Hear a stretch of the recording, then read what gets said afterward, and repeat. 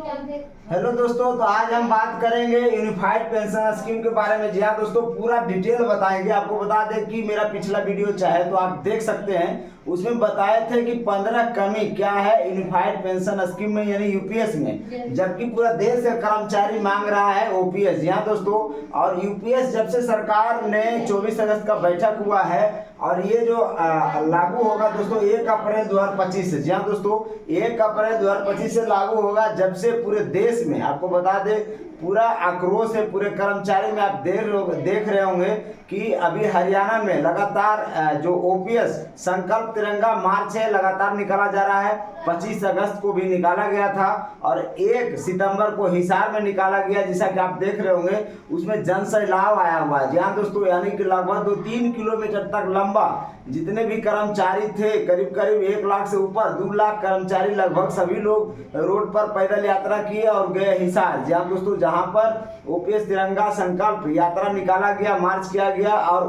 Vote for OPS का demand किया गया पूरे हरियाणा में। जी हाँ दोस्तों, आज हम बात करेंगे यूनिफाइड पेंशन स्कीम के बारे में। जो पंकज शर्मा जो ज्वाइंट सेक्रेटरी हैं वित्त मंत्रालय के, उन्होंने साफ बताया है कि इसमें क्या प्रोविजन दिया गया है। आपको पूरा डिटेल बताएंगे, क्योंकि हमारे कुछ व्यूअर्स है वो जानना चाह रहे थे कि अगर हमारा नौकरी 10 साल से पहले अगर हम रिटायर हो जाते तो हमें कितना पेंशन मिलेगा। जी हाँ दोस्तों, कुछ व्यूअर्स थे वो जानना चाह रहे थे कि अगर हमारा नौकरी 10 साल और 25 साल के बीच में अगर हमारा छोड़ते हैं यानी रिटायरमेंट होता है तो हमारा पेंशन कितना मिलेगा, हमारा लमसम अमाउंट कितना मिलेगा। जी हाँ दोस्तों, इसके अलावा 25 साल से ज़्यादा अगर नौकरी करते हैं तो हमारा पेंशन कितना बनेगा, हमारा लमसम अमाउंट कितना मिलेगा। क्या एनपीएस की तरह हमें 60% हम निकाल सकते हैं यूपीएस में, तो आज हम पूरा डिटेल बताएंगे। जी हाँ दोस्तों, यूपीएस में भी 60% आप निकाल सकते हैं, लेकिन उसका कुछ कंडीशन लगाया है पंकज शर्मा जो ज्वाइंट सेक्रेटरी जिन्होंने इस चीज को ड्राफ्ट किया। जी हाँ दोस्तों, आप पूरा डिटेल बताएंगे। आप बने रहिए मेरे वीडियो के साथ, लास्ट तक जरूर देखिएगा। जी हाँ दोस्तों, देखिए जो यूपीएस सिस्टम है यूनिफाइड पेंशन स्कीम, जी हाँ दोस्तों 1 अप्रैल 2025 से ये लागू होगा और एक टाइम ही चूज कर सकते हैं। जी हाँ दोस्तों, 1 टाइम ही आप इसको एडॉप्ट कर सकते हैं। जी हाँ दोस्तों, एनपीएस में आप हैं तो यूपीएस में जाना चाह रहे हैं तो एक टाइम ही आप जा सकते हैं। जी हाँ दोस्तों, आपको बता दें रिटर्न बैक का कोई ऑप्शन नहीं दिया गया है। ये बात आपको टीवी सोमनाथन ने भी पहले बताए थे, उसके बाद जो पंकज शर्मा है ज्वाइंट सेक्रेटरी वो भी आकर बताए। जी हाँ दोस्तों, पूरा डिटेल हम बता रहे हैं। सीएनबीसी आवाज जो चैनल है उस पर आया था पंकज शर्मा का इंटरव्यू, वो सारा डिटेल बताए थे। आपको हम पूरा डिटेल बताएंगे कि कैलकुलेशन करके, जबकि वहां पर कैलकुलेशन करके नहीं बताया गया था, इसलिए हम आपको पूरा डिटेल बताएंगे। पहली बात तो ये कि आप डीए एंड डीआर में फर्क समझ लीजिए। जो डीए मिलता है दोस्तों बेसिक पे मिलता है, बेसिक पे पर डीए बनता है। जो नौकरी में रहते हैं उनके लिए डीए बनता है, जिसको डियरनेस अलाउंस बोला जाता है दोस्तों, यानी महंगाई भत्ता। और डीआर जो बनता है वो पेंशन पर बनता है, यानी पेंशन बेसिक पेंशन जो होगा उस पर डियरनेस रिलीफ बनने का काम करता है। आपको बता दें ये साल भर में 2 बार लगता है, 2 बार लगता है बेसिक पेपर, जनवरी और जुलाई में। जी हाँ दोस्तों, जनवरी जुलाई से ये लागू हो जाता है, जबकि इसका जो मसौदा तैयार होता है पूरा मार्च में, जनवरी वाला मार्च में, जबकि जो जुलाई वाला है सितंबर में जाके पूरा क्लियर हो जाता है। बाकी जो 2 मंथ बचता है जनवरी फरवरी और मार्च में ये बनकर रेडी हो जाता है, तो 2 महीने का एरियर दिया जाता है। जी हाँ दोस्तों, इस तरह से साल में 2 बार मिलता है ये डीए एंड डीआर। जी हाँ दोस्तों, आपको बता दें पूरा डिटेल की 10 साल आपको बता दें। इसमें एश्योर पेंशन की बात की गई। एश्योर पेंशन मतलब 50% एश्योर पेंशन यानी मिनिमम पेंशन की बात की गई थी। और आपको बता दें जो मिनिमम पेंशन होगा, जी हाँ दोस्तों 50% वो मिनिमम जो रखा गया है 50% दोस्तों, वो 50% मान लीजिए यहाँ पर 50% मिनिमम पेंशन रखा गया। तो ये जो 50% है दोस्तों, ये 50% फिक्स नहीं होता है, लेकिन सरकार इसको फिक्स कर रखी है कि इतना कम से कम आपको हम देंगे। जी हाँ दोस्तों, होता क्या है कि 10% आपका जमा होता है, 18.5% सरकार जमा करती है इसमें। जी हाँ दोस्तों, और ये दोनों और 18.5% जो सरकार जमा करती है उसको 2 भाग में बांट दिया गया। जी हाँ दोस्तों, यानी कि 10% और 8.5%। आपको बता दें आपका 10%, सरकार का 10%, ये जो इसका जो एक्यूमुलेट अमाउंट होगा, इसका जो टोटल कॉर्पस जमा होगा 30 साल नौकरी करें या जितना साल भी आप नौकरी करें, इसका आप जब 25 साल आपको पूरा हो जाएगा तो आप इसका 60% निकाल सकते हैं दोस्तों। लेकिन जैसे ही आप इसका 10% जो जमा होगा शेयर मार्केट पर लगेगा उसका 60% निकालेंगे तो आपका जो 50% वाला जो पेंशन है वो थोड़ा घट जाएगा। जी हाँ दोस्तों, इसके अलावा 8.5% जो है ये एश्योर करेगा 50% पेंशन देने के लिए। इसके अलावा बताया जा रहा है कि जो 10% आपका 10%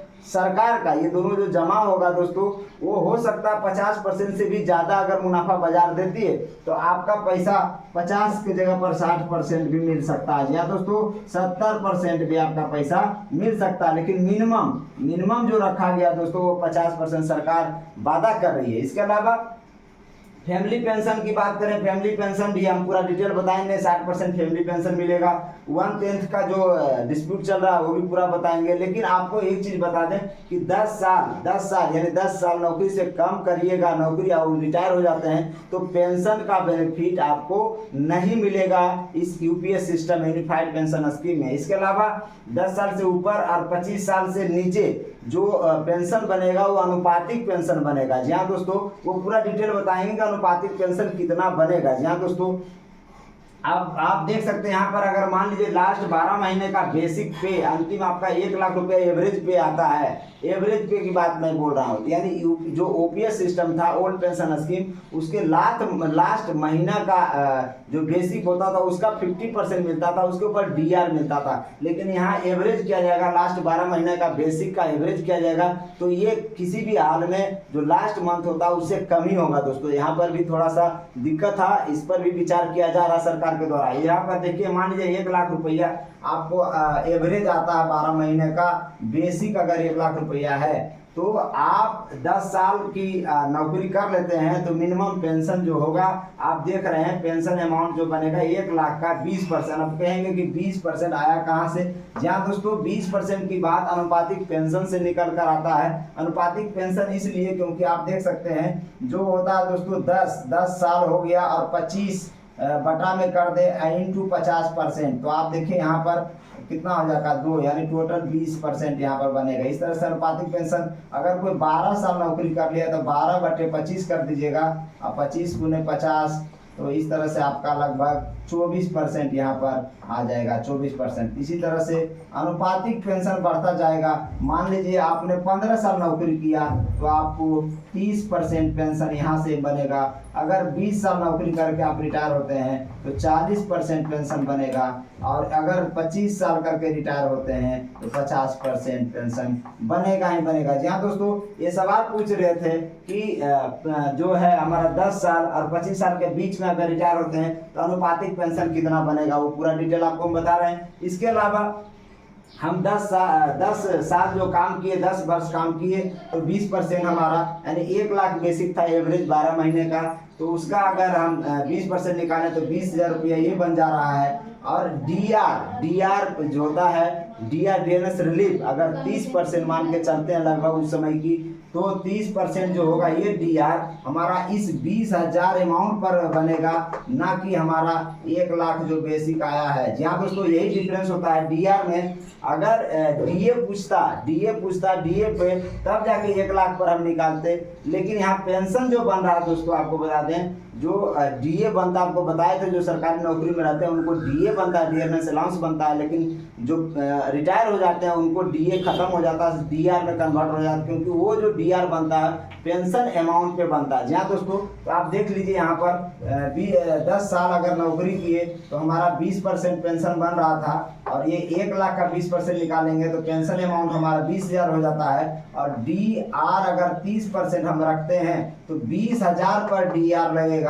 20,000 का 3% निकालेंगे, 30% निकालेंगे मान लीजिए दोस्तों, तो हमारा 6,000 और जुड़ जाता है। यानी टोटल पेंशन जो बनेगा 20,000 प्लस 6,000 26,000 आपको बनेगा। जी हाँ दोस्तों, 10 साल करने के बाद अगर बेसिक यानी यहाँ पर टोटल डिपेंड करता है हमारा कि बेसिक पे कितना है अंतिम 12 महीने का। जी हाँ दोस्तों, अगर जितना ज़्यादा बेसिक पे होगा 12 महीना अंतिम जब रिटायर होंगे अंतिम साल का, उसका बेसिक का एवरेज का निकाला जाएगा, उसका 50% जो होता है मिनिमम पेंशन दिया जाएगा 25 साल के बाद। जबकि यहाँ पर हम नौकरी कर रहे हैं मात्र 10 साल, तो 10 साल के कैलकुलेशन किए तो 26,000 यहाँ पर बनेगा अगर आपका बेसिक एवरेज 1 लाख है। तो जी हाँ दोस्तों, इसके अलावा अगर फैमिली पेंशन जो बताया जा रहा है दोस्तों 60% मिलता है, 60% का कैलकुलेशन आप जब करोगे यहाँ पर तो आप देख लीजिए कि आपका जो 20,000 रुपया था दोस्तों, 20,000 का 60%, क्योंकि 20,000 ही आपका जो है पेंशन अमाउंट है, तो उस समय 20,000 ही पेंशन अमाउंट है, उसका 60% निकालेंगे तो 12,000 रुपया आ जाएगा। और 12,000 पर डीआर अगर 30% लगता है तो आपका लगभग 3,600 रुपया आएगा, यानी टोटल फैमिली पेंशन जो बनेगा 12,000 प्लस 3,600 यानी 15,600 रुपया बनेगा। जी हाँ दोस्तों, यानी 10 साल नौकरी करने के बाद आपको 26,000 का पेंशन बन रहा है, और आपके फैमिली को अगर किस्मत से किसी को मौत हो जाती है पति या पत्नी को, तो उसके फैमिली को 15,600 मिल रहा है। जी हाँ दोस्तों, ये पूरा डाटा कैलकुलेट किया हुआ है। जी हाँ दोस्तों, इसके अलावा आपको बता दें अनुपातिक पेंशन जय साल होगा, जय दुगना कर दीजिए, परसेंटेज हिसाब से मिलेगा जो आपको बता दिए।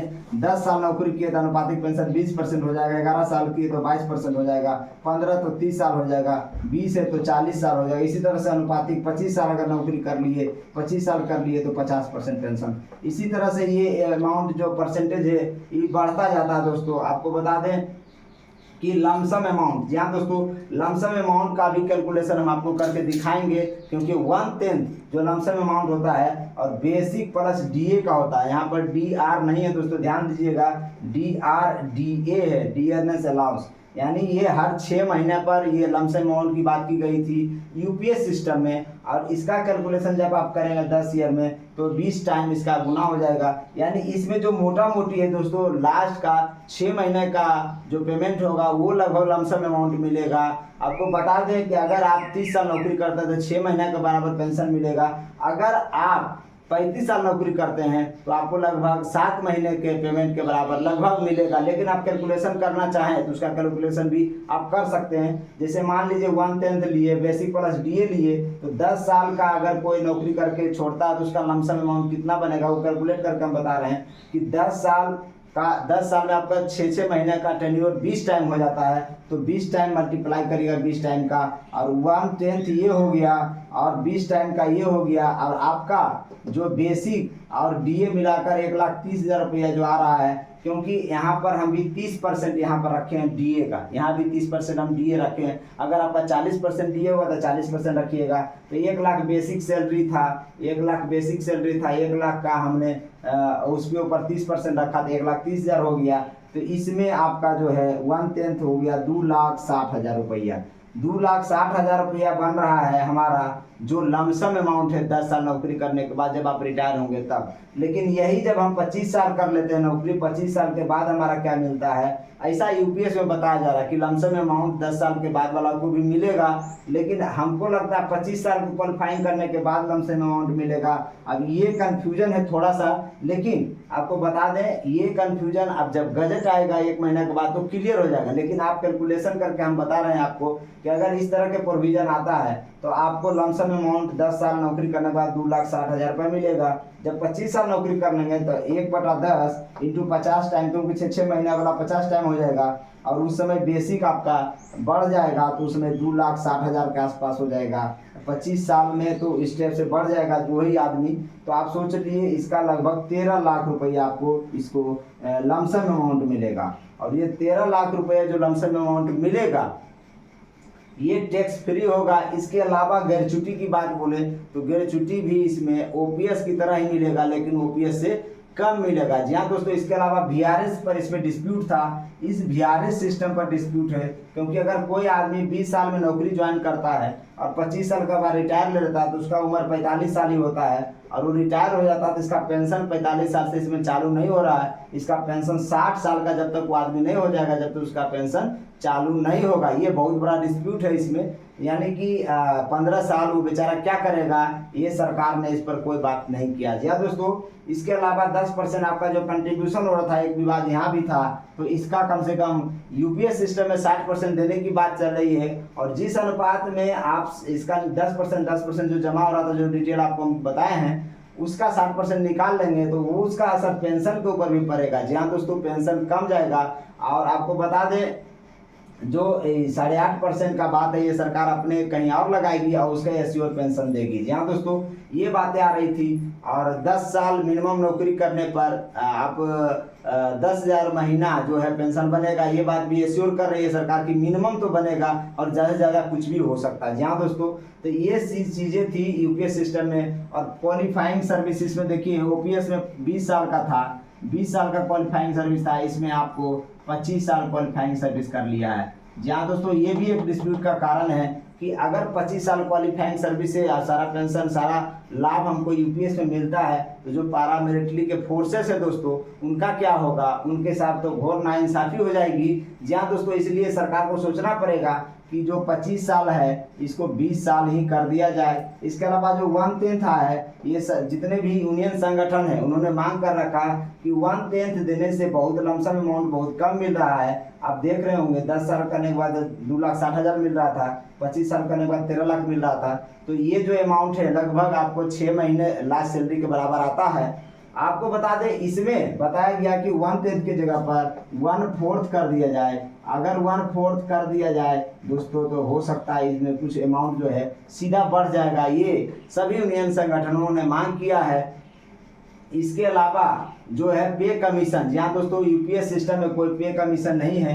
इस सिस्टम में कोई पे कमीशन, जैसे 8 पे कमीशन होता है, 7 पे कमीशन होता है, इसमें पे कमीशन का बात नहीं किया गया है। पेंशन जो होता है उम्र के हिसाब से परसेंटेज बढ़ जाता है। आपको हम पहले वीडियो में बता चुके हैं कि अगर आप 80 साल के हो जाते हैं तो 30% पेंशन की राशि बढ़ जाती है। 85 साल के हो जाते हैं तो लगभग आपको 40% पेंशन की राशि बढ़ जाती है। 90 साल के होते हैं तो इसी तरह से अलग अलग उसमें क्राइटेरिया रखा है कि आपको जब उम्र बढ़ेगा, 80 साल के हो गए 20% बढ़ गया, 85 साल के हो गए 30% बढ़ गया, 90 साल के हो गए तो 40% पेंशन बढ़ गया, आप 95 साल के हो गए तो 50% पेंशन बढ़ गया, आप अगर 100 वर्ष के हो गए तो पेंशन सीधे दुगना हो जाता। तो इस तरह से ये डिफरेंस है, यानी पेंशन ओपीएस सिस्टम में बढ़ता है, जबकि यहाँ पर पेंशन बढ़ने की कोई बात तो नहीं की गई है।